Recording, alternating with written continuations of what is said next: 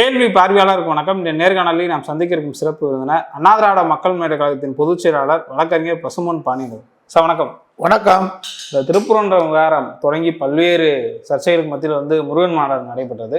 இதனொட்டி பார்த்தோம்னா முருகன் மாநாட்டில் அரசியல் பேசினாங்கன்ற ஒரு காரணத்தை மையப்படுத்தி மதுரையில் மத நலனுக்க கூட்டமைப்பு சார்பாக அரசியல் பேசுகிறவங்க மீது நடவடிக்கை எடுக்கக்கூடிய மதுரை காவல்துறை ஆணையர் அவர்களுக்கு ஒரு புகார் மனு வச்சுருந்தாங்க. இந்த சமயத்தில் பார்த்தோம்னா இன்றைய தினம் உயர் நீதிமன்ற நீதிபதிகள் அந்த நீதிபதிகள் அமர்வில் ஒரு நீதிபதி அவர்கள் திருப்பூரன்ற சம்பந்தமான வழக்கை தள்ளுபடி செய்ததாகவும் இன்னொரு நீதிபதி அவர்கள் தலைமை நீதிபதிக்கு பரிந்துரை பண்ணியிருக்காங்க. இந்த சம்பவத்தை நீங்கள் எப்படி சார் பார்க்குறீங்க?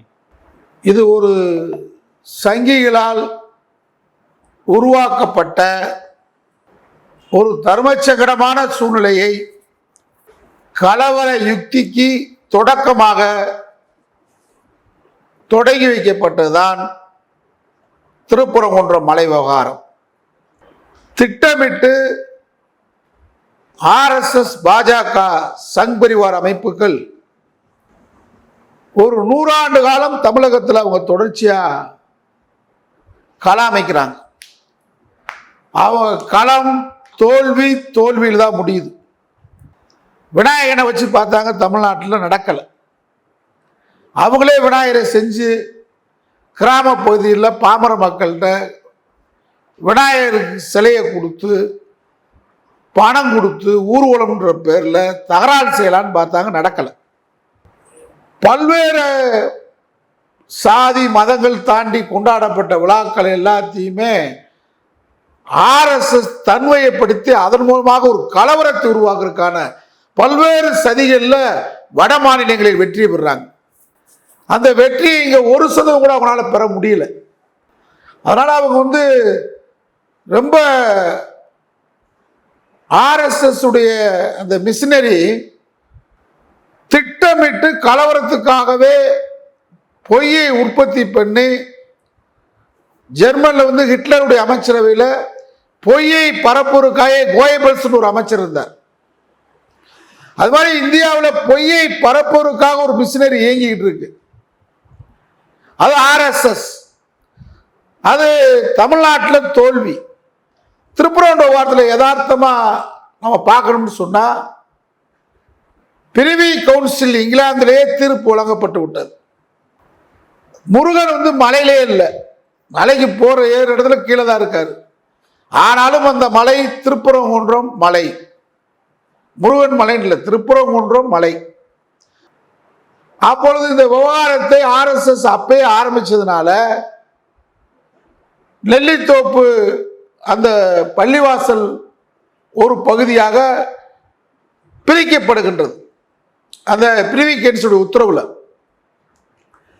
இன்னொன்று சமணர் மலை, இன்னொன்று திருப்பரங்குன்றம் மலைன்னு இருக்கு, காலங்காலமாக இருக்கிறது. அவங்களுடைய வழிபாட்டு முறையில் வழிபட்டுக்கலாம். சமணர்கள் அவங்க வழிபாட்டு முறையில் வழிபடுறாங்க, முருகனை வழிபடுவர்கள் அவர்கள் வழிபாட்டு முறையில் வழிபடுறாங்க. இஸ்லாமியர்களுடைய வழிபாடு என்பது அவர்கள் ஆடு கோழிகளை பலியிட்டு சாப்பிடுவதுதான் அவங்களுடைய வழிபாட்டு முறை. ஆயிரக்கணக்கான ஆண்டுகளாக இது நடந்து கொண்டிருக்கிற சமாச்சாரத்தை ஒரு சாதாரண கான்ஸ்டபிள், ஒரு RSS சேர்ந்த கான்ஸ்டபிள் இதை பிரச்சனை ஆகிட்டான். நடந்த விவகாரம் என்னன்னு கேட்டால் திருப்பரங்குன்றம் தொகுதி மக்கள், அந்த மலைவாழ் மக்கள், சுற்றி இருக்கிற மக்கள்லாம் நமக்கு உறவினர்கள் நண்பர்கள் அனைத்தை சேர்ந்தவர்கள் இருக்கிறாங்க. விசாரித்த செய்தி இதுதான். அங்கே இந்த கார்த்திகை தீபத்தொட்டி இந்த களவாணி பையனத்து கூட காடேஸ்வரன் சொல்கிறான் பாருங்க, நான் போய் மேலே தீபம் ஏற்ற போறேன்டே. எந்த முருகன் கூட தீபம் ஏற்றுறாங்க? முட்டாப்பேலை ஆகமன்ற விதின்ற கார்த்திகை தீபம் என்று சொன்னாலே திருவண்ணாமலை தீபம் தான். கொப்பரையில திருவண்ணாமலையில தான் தீபத்தை ஏற்றுவான். தீபம் அப்படின்னாலே அண்ணாமலை திருவண்ணாமலைன்றான். பழனி முருகன் கோயில்ல தீபம் ஏற்றப்படுகிறதா மலை மேல? திருச்செந்தூர் முருகனுக்கு ஏற்றப்படுகிறதா? பழமுதிரி சோலை அலர் கோயில் இருக்கு, அலர் கோயில் மலையில ராக்காட்சி இருக்கா, ராக்காட்சி மலை ஏத்துறியா? சுவாமி மலையில ஏத்துறியா? திருத்தணில ஏத்துறியா? இங்க இந்த சிக்கந்தர் மலை உங்க கண்ணை உறுத்துது, அதன் மூலமாக இங்க ஒரு தகராறு பண்ணணும், கலவரம் வரணும், திமுக ஆட்சிக்கு குழப்பம் வரணும், இந்துக்கள் திருப்பரங்குன்ற மலையில முருகனுக்கு அவதூறு செஞ்சுட்டாங்கன்னு சொல்லணும். இது மூலமாக அரசியல் ஆதாயம் தேட விடுவது பிஜேபி அஜெண்டா. அதனால போன கார்த்திகை அன்றைக்கு இந்த மலை மேல இந்த களவாணி பயலுக போய் தீபேற்றக்கூடாது போலீஸ் பாதுகாப்பு போடப்பட்டது. ஒரு வாரம் அந்த போலீஸ் பாதுகாப்பு இருக்கும்போது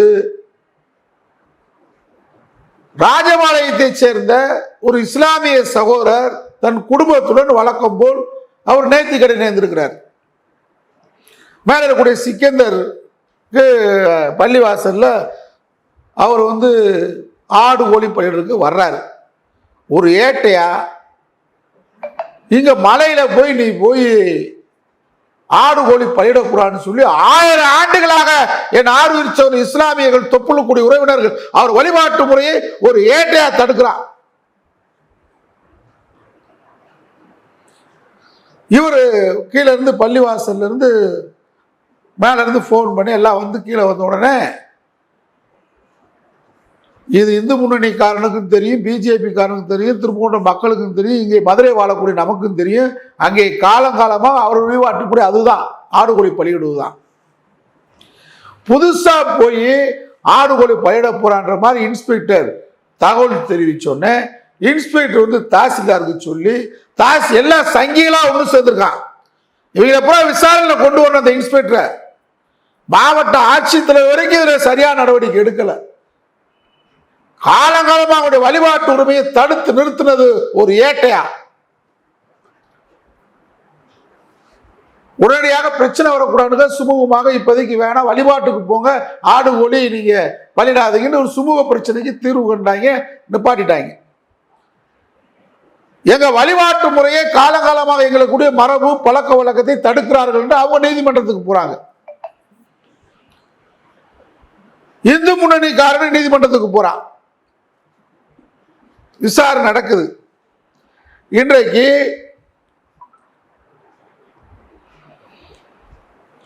நம்முடைய நீதியரசர் நிசாபானு அவர்களும் நம்முடைய நீதியரசர் நீதிபதி ஸ்ரீமதி கூடுதல் நீதிபதி கொண்ட அமர்வு இதை விசாரணைக்கு எடுத்துக்கொண்ட போது நீதியரசர் நிசாபானு அவர்கள் இந்த மனுவை தள்ளுபடி பண்றாங்க. இன்னொருத்தவங்க இந்த மனுவை 2 மாறுபட்ட தீர்ப்புகள் நீதிபதிகள் 2 அமர்வுகள் கொண்ட நீதிபதிகள் வரும்போது 3வது நீதிபதி நியமிக்க சொல்லி புதிய அமர்வுக்கு உத்தரவிடலாம். ஆனா இவங்க தலைமை நீதிபதிக்கே இவங்க புதிய நீதிபதி நியமிக்க சொல்லி அவங்க சொல்லியிருக்கிறாங்க. இந்த மனுக்கள் தள்ளுபடி பண்ணதை அவங்க ஏத்துக்கல. மற்றொரு நீதிபதி ஸ்ரீமதி அவர்கள், நீதியரசர் அவர்கள். நான் என்ன கேட்கிறேன், நீதியரசர்களை காவல்துறை தான் இதை தடுத்து நிறுத்தியிருக்கிறது. காவல்துறை ஏன் தடுத்து நிறுத்தியது? காலங்காலமாக, பன்னெடுங்காலமாக, பல்லாயிரம் ஆண்டுகளாக இரு மக்களும் அனுசரித்து, இரு மக்களும் ஒற்றுமையாக அங்கே நடக்கக்கூடிய இதை தடுத்தது யாருன்றதை ஏன் காவல்துறை விசாரணை கூட நீங்க எடுத்துக்கிறாம மனுவை தள்ளுபடி பண்றீங்க? உள்நோக்கம் என்ன?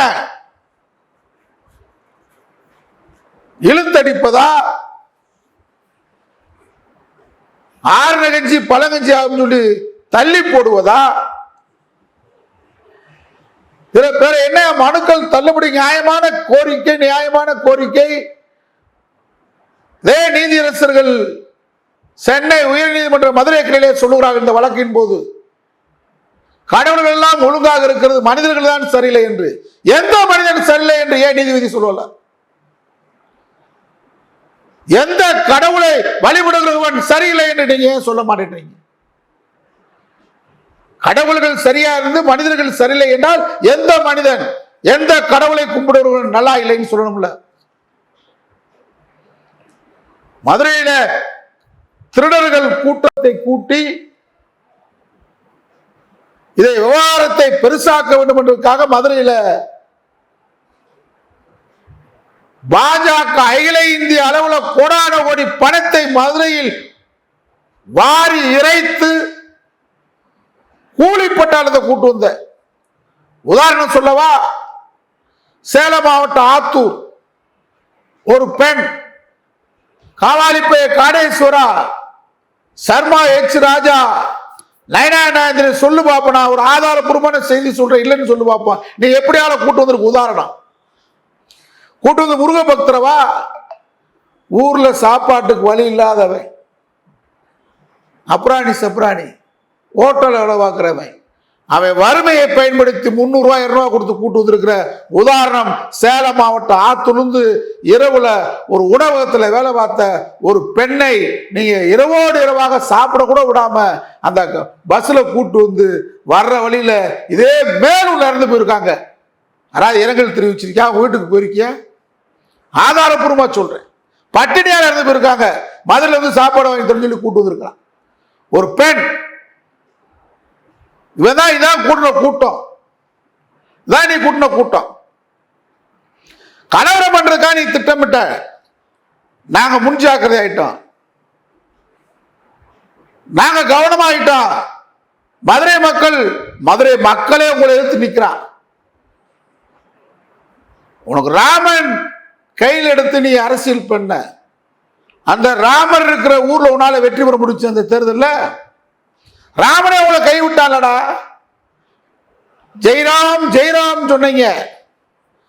2024 நாடாளுமன்ற தேர்தல் முடிஞ்ச உடனே ஜெய் பூரிநாதரா வேற இருக்காரு, ஜெகநாத் ஜெய் ஜெகநாத் மோடின்னு சொன்னாரு. ராமன் மேல கோபம்,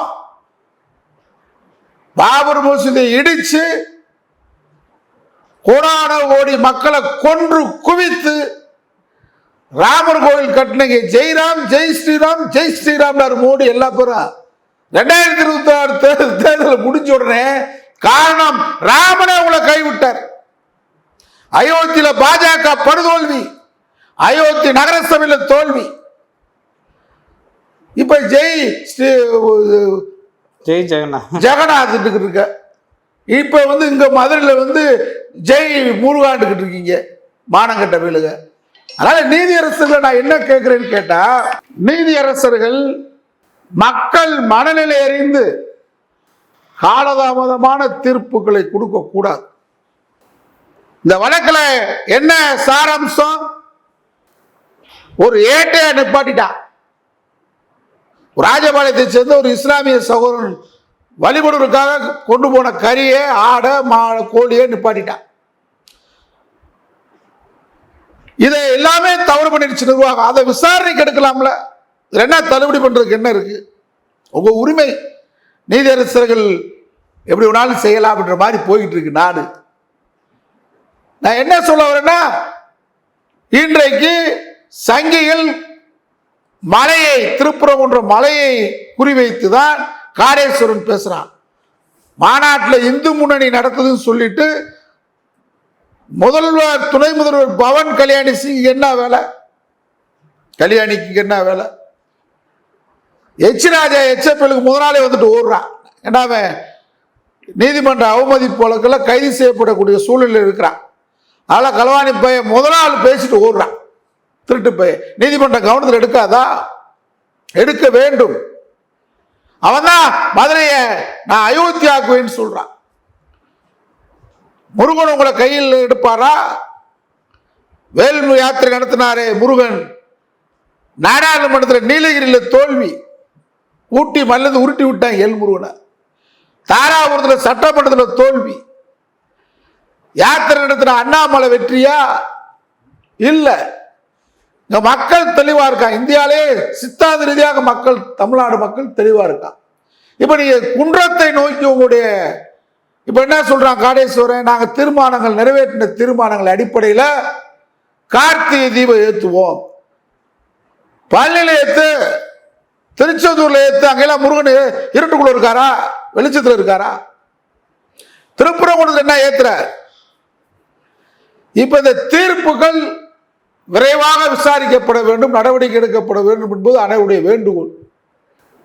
வெற்றி பெற்றதாக கருதுறான் என்னுடைய ஆர்வம் இஸ்லாமியர்கள் பொறுமையா இருக்க வேண்டிய நேரம். ஏன்னா அவங்க நம்ம வந்து பொறுமையை உடைக்க முடியும். நாளைக்கு காலையிலேயே காவல் இது வந்து நீதிமன்ற தீர்ப்பு யாரும் கொடுக்கலன்னா ஆடுகாலி பலியிடக்கூடாதுன்னு சொல்லல, ஸ்டேலாம் வாங்கல, ஸ்டே யாரும் கொடுக்கல. மரபின் அடிப்படையில் ஆர்வம் இஸ்லாமியர்களை ஆயிரக்கணக்கான இஸ்லாமியர்களை நாளை காலையில் திரட்டி ஆயிரக்கணக்கான ஆடுகளையும் கோழிகளையும் என்னால் கொண்டு போக முடியும், அறிவிக்க முடியும். இதைத்தான் நீ எதிர்பார்க்கிற. இங்க இருக்கக்கூடிய திராவிட மாடல் ஆட்சிக்கு சட்ட ஒழுங்கு சீர்குலையும் எதிர்பார்க்கிற. நாங்க அதை செய்யாததுக்கு காரணம் இதுதான். எடப்பாடி பழனிசாமி முதலமைச்சராக இருந்த இதே நிலைமைன்னா நாங்க கிளம்பியிருப்போம், எங்களை தடுக்க முடியாது. நாங்க முதலமைச்சர் நம்முடைய தளபதி ஸ்டாலினுக்கு அரணா இருக்க விரும்புறோம். இந்தியாவிலே இந்த ஆட்சி ஒண்ணுதான் பாதுகாப்பா இருக்கு. அதை வச்சுக்கிட்டு நீ தகராறு பண்ணிருக்காதான் நீ வந்து இந்த வேலையெல்லாம் பார்க்குற. நீதியரசர் இதையும் கவனத்தில் எடுப்பாங்கன்னு நம்புறேன். மக்களுடைய கடைசி நம்பிக்கை இன்னைக்கு நீதித்துறை தான். நீதித்துறை தான் ஏழை எளிய மக்கள், வஞ்சிக்கப்பட்ட மக்கள் நம்புறாங்க. அரசாணை எதுலையும் கிடையாது. மரபு முருகன் கோவில் அவர்கள் வழிபாட்டு முறை வேறு, இஸ்லாமுடைய வழிபாட்டு முறை வேறு, சமணனுடைய வழிபாட்டு முறை வேறு. இது உங்களுக்கு தெரியும். தமிழ்நாட்டில் தான் வாழ்றீங்க நீதியரசர்லாம். ஆனால் திட்டமிட்டு திருப்பரங்குன்றத்தில் கலவரம் பண்ணுவதற்காக இந்த கலவர கும்பல் பல்வேறு யுக்திகளை பல்வேறு சதிகளை இங்கே ஆர்வம் இஸ்லாமியர்களுக்காக வன்புணர்ச்சியோடு வெறியோடு திமிரோடு அகம்பாவத்தோடு நடந்து கொண்டு இருக்கிறார்கள். ஜனநாயக நாட்டில் அரசியலமைப்பு அனைவருக்கும் சொந்தமாக உருவாக்கியிருக்கிறார் டாக்டர் அம்பேத்கர். ஆனால் இங்கே மரபு மீறப்படுகிறது. தடை எதுவும் இல்லை. நாங்கள் நினைச்ச போனாலும் சிக்கேந்திர மலைக்கு ஆடு கோழி மாடோடு போயிடுவோம். போக முடியும், யாரும் தடுக்க முடியாது. எங்களால் முடியும். நாங்கள் சட்டத்தின் ஆட்சி கட்டுப்படுகிறோம், விரைவான நீதியை எதிர்பார்க்கிறோம், தடைகளை உடைப்போம், வெற்றி பெறுவோம். நன்றி சார். நன்றி.